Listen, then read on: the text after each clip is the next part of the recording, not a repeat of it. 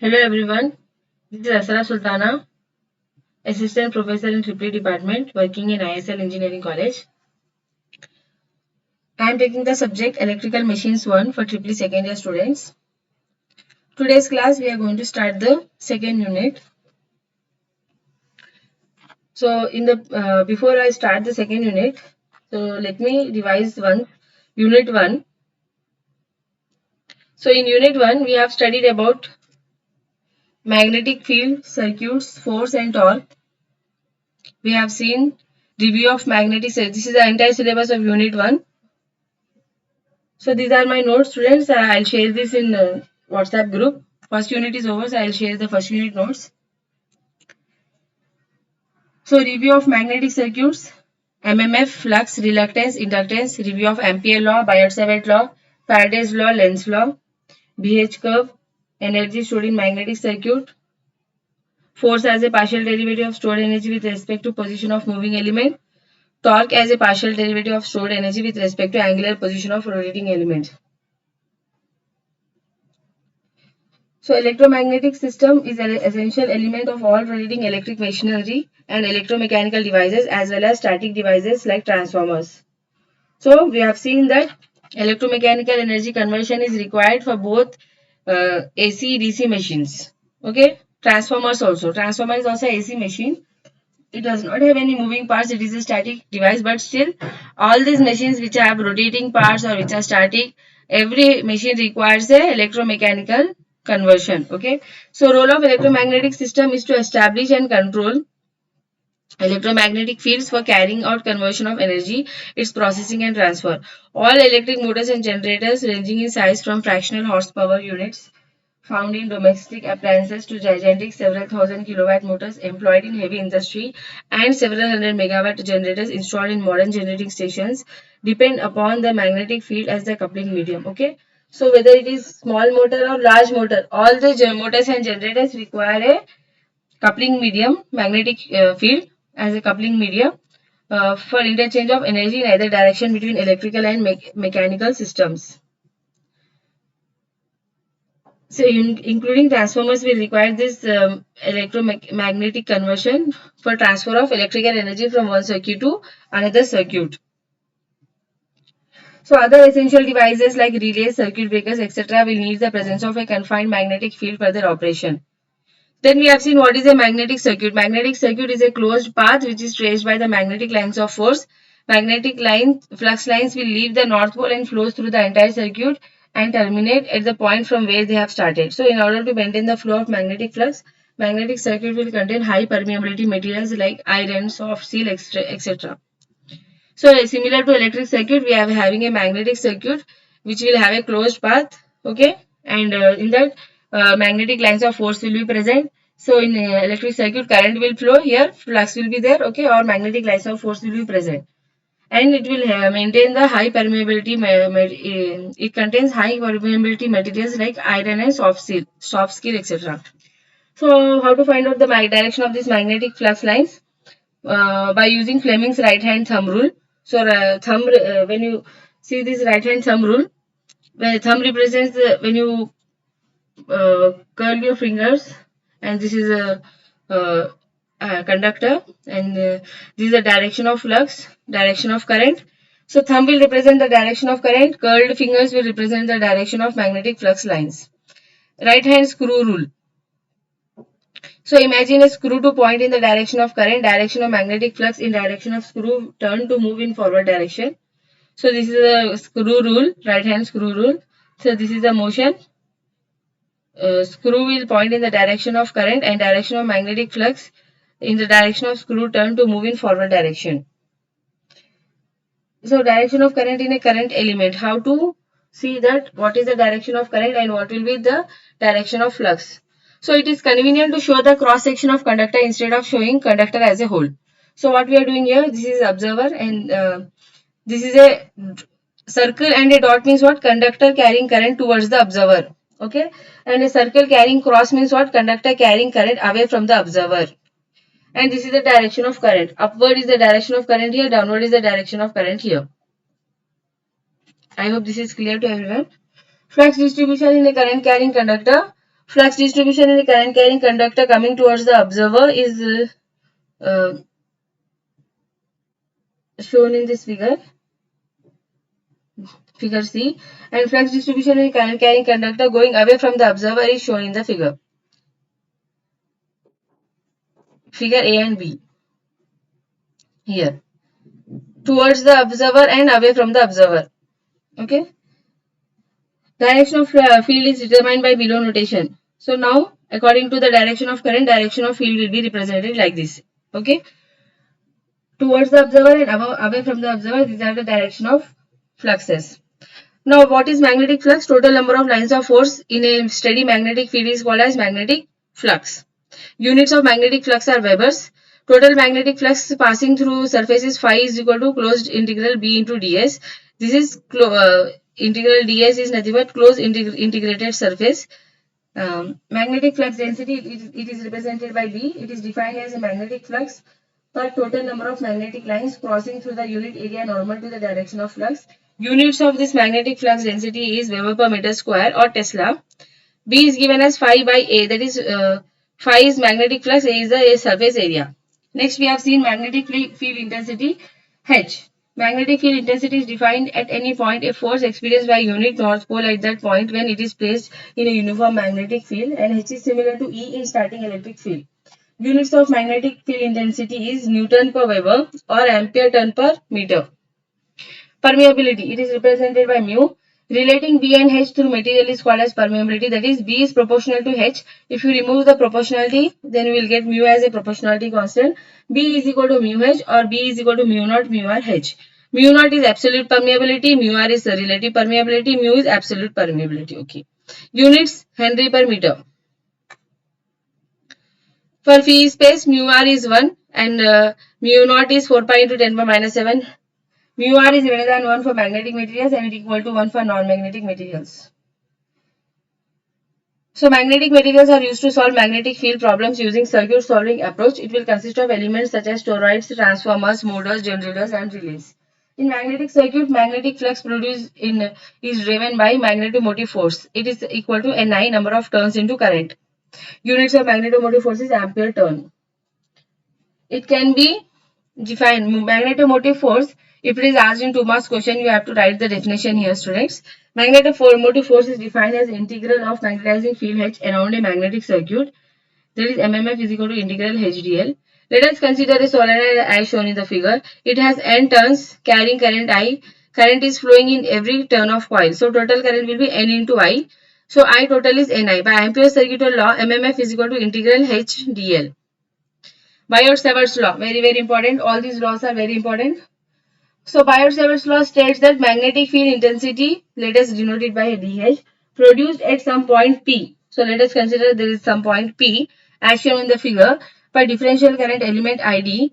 It will be proportional to the product IDL and sine of angle alpha between the element and the line joining P to the element, and inversely proportional to the square of the distance between P and the element, that is dH. So magnetic field intensity dH is proportional to IDL sine alpha by R square. So magnetic field at P due to current element IDL. Units are ampere turn per meter. Constant of proportionality is 1 by 4 pi. From the definition of cross product, we can write dH is IDL into AR vector by 4 pi square. That is IDL into R by 4 pi R cube. So where R is equal to mod R or AR is equal to R by R. Unit vector AR is R by R. So it gets cancelled.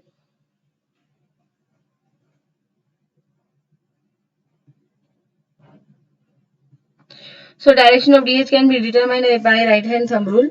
Pointing in the direction of current, right hand fingers encircling the wire in the direction of dH as shown in the figure. So we can use right hand screw rule as well along the direction of wire, pointed direction of current flow.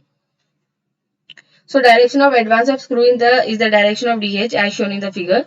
So this is the right hand rule. This is the direction of dH. Right hand screw rule also we can use direction of dH. And third one is magnetic streamline of magnetic field intensity about infinite long straight line carrying current. Biot-Savart's law features this law is analogous to Coulomb's law in electrostatics. Biot-Savart's law is valid for a symmetrical current distribution. This law cannot be verified as CCC of every small length can be obtained practically. Biot-Savart's law is applied only to very small length conductor carrying current. Direction of DH is perpendicular to both IDL and R. So CCC is nothing but conductor carrying current here. If we define K as a surface current density and J is a volume current density, source element is related as IDL is KDS, J that is JDV. So distributed current sources Biot-Savart's law can be written as for line current, surface current and volume current. We are writing the equations. Okay.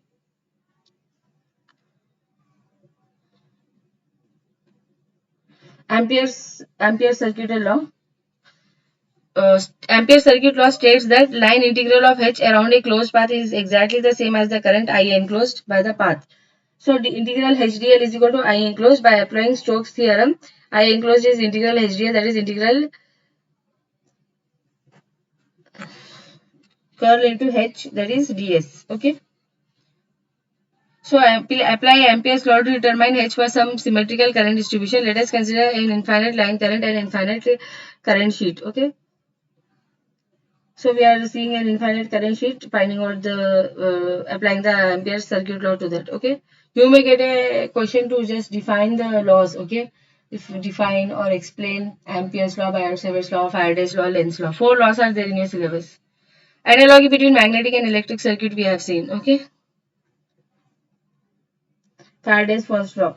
Faraday's first law states that whenever a number of magnetic lines of force linking with a coil changes, EMF will be induced in that coil. And second law states that magnitude of induced EMF is proportional to rate of change of magnetic lines of force. That is, E is equal to minus N d phi by dt. So Lenz's law states that current formed by the induced EMF will flow in opposite direction, that is in the direction that will oppose the cause which produces it. So negative sign indicates that EMF induced will oppose the cause which is responsible to produce it.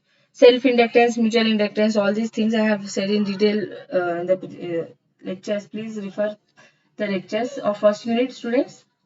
So I'll just give a brief explanation of self and mutual inductance. Suppose that you are having one coil. Okay, if you have only one coil, then applying the alternating voltage, current will flow, flux is produced. So the change in flux will produce EMF in it. That is self-induced EMF. If two coils are coupled to each other like this, then flux will be linking the second coil also. EMF is induced in the second coil also. That is called as mutually induced EMF. So I hope this is clear to everyone. So same thing in the equations and all we are writing coefficient of coupling. K is equal to m by root L1 L2. Okay. Problems are also there on coefficient of coupling. BH curve we have seen. Relationship between B and H, magnetization characteristics. All these things we have seen in the previous lectures. All of you go through all the lectures from start till the end. You have to see it. Okay. Losses we have seen there are 3 types of losses in a DC machine: iron, copper and mechanical. Whereas in transformer mechanical losses are not there. Iron losses or core losses are of 2 types: hysteresis and eddy current losses. Copper losses are I square R losses, and mechanical losses are of 2 types: friction and windage losses. So we have seen few okay, this also we have seen principle of electromechanical energy conversion. Okay, all this energy in magnetic system. So I hope this is clear to everyone. All this will consist of first unit students. Numericals are there. We have discussed all this in previous classes. Okay. So let me come back to the second unit.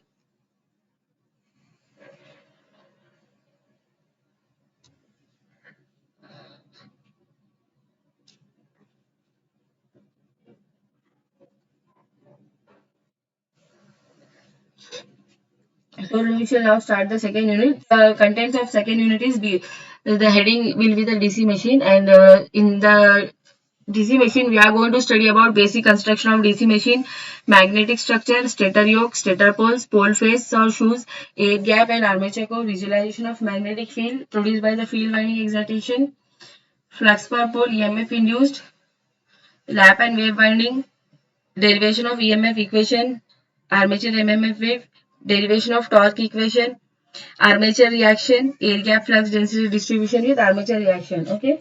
So let us start first topic, that is construction of a DC machine. See why we are telling here DC machine, because construction of whether it is a DC generator or DC motor, it is same. Okay, so we are going to study only the construction of a DC machine. So when we use it, then only we will know that it is whether it is working as a DC generator or DC motor. And inside all the parts, connections, everything will be same. So this is the diagram of a practical DC machine having 4 poles. Okay. Uh, so this is a 4-pole DC machine. Outer part is called as yoke. Okay, yoke, and these are the 4 poles: north, south, north, south. Okay, two opposite polarity poles will be there beside. And this inside this here, this is armature. Armature. Okay, rotating part is armature, and the stationary part is field winding.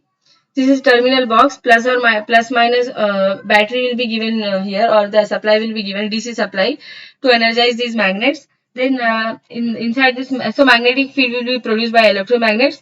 Inside this magnetic field, armature will be placed. Okay, and these are the inside the armature slot, armature teeth and armature slot. Armature conductors will be placed. Okay, and here this is commutator, and here these are brushes.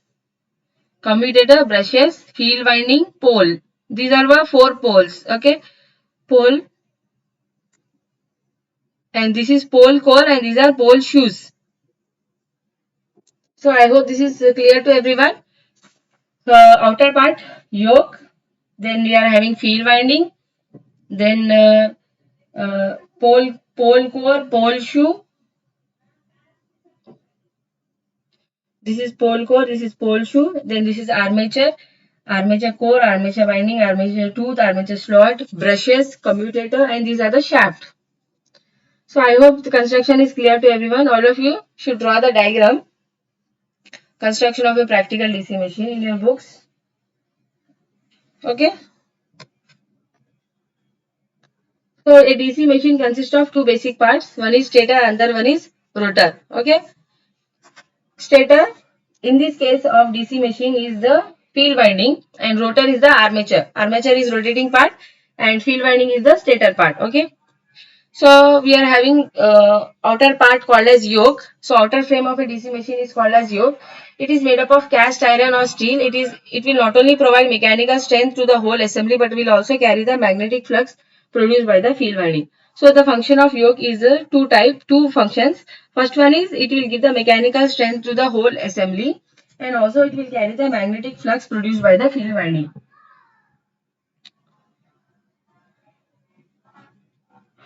Field winding. They are usually made up of copper. So field coils are former wound and placed on each pole, and they are connected in series. They are wound in such a way that when energized, they will form an alternate north and south poles. So function of field system is to produce uniform magnetic field within which the armature will rotate. It will consist of number of poles bolted to the inside of circular frame, which is called as yoke. And yoke is usually made up of solid cast steel, whereas the pole pieces are composed of stacked laminations. So lamination, already I explained what is lamination. Okay. So lamination is what? Through some material we are protecting our windings. Okay, so that winding will not touch each other, and current shock should not or current should not pass from one winding to another winding. So windings will be laminated. So field coils will be mounted on the poles, and they will carry DC exciting current. Field coils will be connected in such a way that adjacent poles should have opposite polarity. Okay. So as I said earlier in the diagram, can you see here? One is north and the one is south. Here it will be north, here will be south. So two opposite polarity poles should be placed beside each other. In such a way, we are building the field winding. Next comes is the poles and pole shoes. So poles are joined to the yoke with the help of bolts or welding. They will carry field winding, and pole shoes are fastened to them. Pole shoes will serve two purposes. They will support the field coils and spread out the flux in area uniformly. This is the armature core diagram. Now let us see what is armature core. Armature core is nothing but the rotor of the machine. It is cylindrical in shape with slots to carry armature winding. Armature will be built up of thin laminated circular steel disc for reducing eddy current losses, and it will be provided with air ducts for the axial airflow for cooling purpose. Armature is keyed to the shaft. Uh, Armature core will be keyed to the machine shaft and it will rotate between the field poles. It will consist of slotted soft iron laminations which are about 0.4 to 0.6 mm thick and that will be stacked to form a cylindrical core. Laminations are usually coated with a thin insulating film so that they do not come in electrical contact with each other. The purpose of laminating the core is to reduce the eddy current losses. Laminations will be slotted to accommodate and provide mechanical security to the armature winding and to give shorter air gap for the flux to cross between the pole face and armature teeth. So armature core will be there, then armature winding is also there, students. So it is usually a former wound copper coil with rest in armature slots. Armature conductors will be insulated from each other and also they will form the armature core. Armature conductors are insulated from each other and also from the armature core. Armature winding can be wound by one of the two methods, either it can be lap winding or wave winding. So double layer lap or wave winding are generally used. Double layer winding means that each armature slot will carry two different coils. So slots of armature core will hold insulated conductors. They are connected in suitable manner like lap, whether it can be lap or wave winding. So this is called as armature winding. This is the winding in which EMF will be induced. Armature conductors are connected in series parallel. The conductors being connected in series so as to increase the voltage and they are connected in parallel so as to increase the current. So armature winding of a DC machine is a closed circuit winding. Commutator. Commutator and brushes. Let us first see commutator. So commutator will collect the current generated in armature conductors. In case of DC motor, commutator helps in providing current to the armature conductors. Commutator will consist of set of copper segments which are insulated from each other. Number of segments will be equal to number of armature coils. Each segment will be connected to an armature coil. Commutator will be keyed to the shaft. It is a mechanical rectifier. Commutator is a mechanical rectifier which converts alternating voltage generated in the armature winding into direct voltage across the brushes. Commutator is made up of copper segments which are insulated from each other by mica sheets and mounted on the shaft of the machine. Armature conductors are soldered to the commutator segments in a suitable manner to give rise to armature winding. So depending upon the manner in which the armature conductors are connected to the commutator segments, they are of two types, lap and wave winding. Brushes. So this is also a diagram showing the armature, commutator, brushes and all. Okay, construction of a machine. Brushes. Brushes are usually made from carbon or graphite. They rest on the commutator segments and slide on the segments when the commutator will rotate, keeping the physical contact to collect or supply the current. Okay, so purpose of brushes is to ensure electrical connection between rotating a commutator and stationary external load circuit. So what is the purpose of brushes? They will make sure that electrical connection is there between rotating commutator and stationary external load. Commutator is moving and load is not moving. Okay, you have to understand this concept, students. Load is not moving, load is stationary, commutator is moving. So brushes will connect this rotating commutator with the external stationary load circuit. Okay. Brushes are made up of carbon and they rest on the commutator. Why they are made up of carbon? Because carbon has good electrical conductivity and it is soft enough not to scratch the commutator. When the machine is acting as a generator, brushes will carry current from the commutator and give it to the external stationary load. Brush pressure is adjusted by means of adjustable springs. If the brush pressure is very large, friction will produce heating of the commutator and brushes. On the other hand, if it is too weak, imperfect contact with the commutator will produce sparking. Okay. Okay everyone, thank you very much for watching the video. I hope today's class is clear to everyone. So in today's class we have seen about the construction of a practical DC machine. So DC generators and DC motors will have the same general construction. In fact, when the machine is being assembled, the workmen usually do not know whether it is a DC generator or a DC motor. Any DC generator can run as a DC motor and vice versa. Vice versa means what? Say can run as DC generator or the DC generator can run as DC motor or DC motor can run as DC generator. Okay, like that. All DC machines have 5 principal components: field system, armature core, armature winding, commutator and brushes. So all these we have seen. The key components we have seen. What are the various basic parts of a DC machine we have seen. Okay. So the important parts of a DC machine are field system, armature core, armature winding, commutator and brushes. Other than this, field winding will be there, yoke, interpolar axis, okay, pole shoe, pole core, armature winding, armature tooth, armature slot, shaft. Okay. Thank you students for watching the video. If you have any doubts, you can ask me in the comment section. So all of you should write. Today's question is, what are the basic parts of a DC machine? Okay, what are the various parts of a DC machine? Just write the names, whatever you understood from today's class, whatever you know, like all these things, field winding, armature winding, commutator, brushes, all these things you mentioned. What are the various parts of a DC machine? This is my today's question. So all of you should answer. Only one student is answering the questions. He is connecting me on WhatsApp. But every student should watch the lecture and should answer the question and should give the attendance. So previous class I have seen only few students have given the attendance. Okay. Students, if you have any doubts or if you are not understanding or if you have any problem, you can always tell me. Okay. Thank you for watching the video.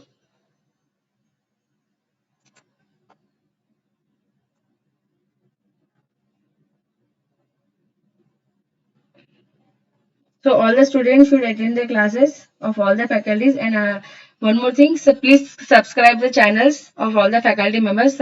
Subscribe my channel also, so that you will get a notification. And because some students are not seeing in the WhatsApp group after we put the class, so all the students should subscribe the YouTube channel of all the faculty members, so that you will get the notification whenever new class is uploaded. And you have to watch the video from start till the end, give the attendance, answer the questions asked by the faculty members.